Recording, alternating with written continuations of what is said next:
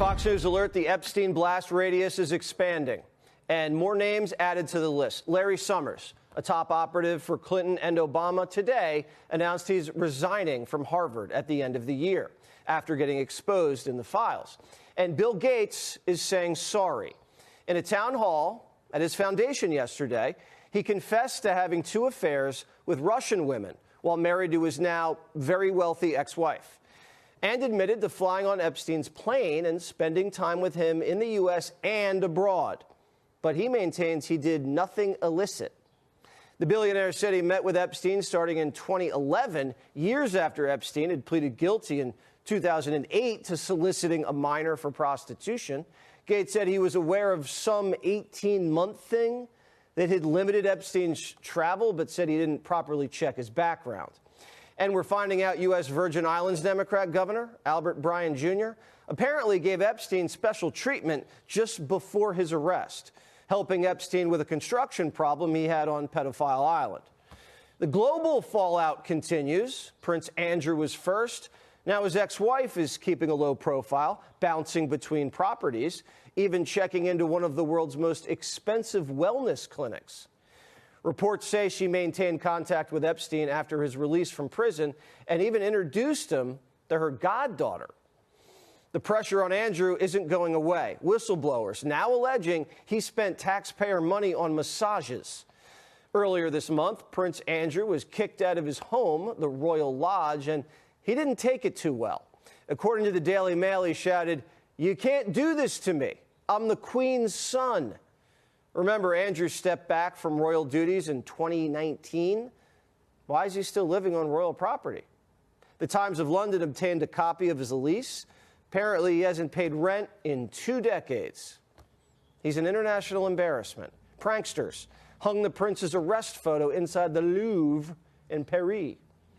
The Epstein bomb is hitting every corner of the earth. Norway's former prime minister, you know, the one who awarded Obama the Nobel Peace Prize, also known as, quote, Mr. Human Rights, was just charged with gross corruption. They're investigating if he accepted gifts, travel, and loans from Epstein. He says he's innocent, but he's in the files, telling Epstein this: if Trump wins, I'll settle on your island.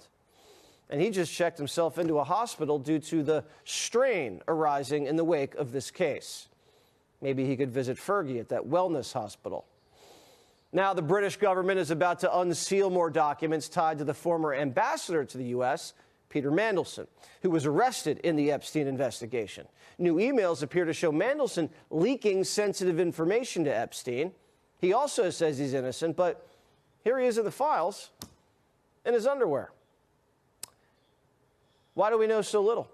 Well, documents show that in July 2019, days after Epstein was arrested, the FBI told the NYPD's sex crimes unit to, quote, stand down. Quote, FBI reached out to NYPD leadership already, and they were told that SUV has been directed to stand down and that all Epstein stuff needs to go to and through us.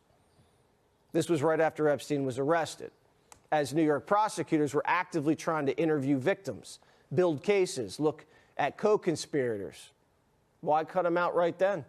Was that standard procedure or something else? Plus, a 2020 DOJ email refers to a confidentiality agreement that the chief medical examiner signed in connection with the murder of Jeffrey Epstein. His death was ruled a suicide, so why was the DOJ using murder internally? And why was the chief medical examiner being forced to sign an NDA after doing the autopsy? We may be about to learn even more. New reporting suggests Epstein may have stored documents in storage units across the U.S., potentially containing materials the public's never seen. And tomorrow, Hillary is scheduled to testify in a closed-door, recorded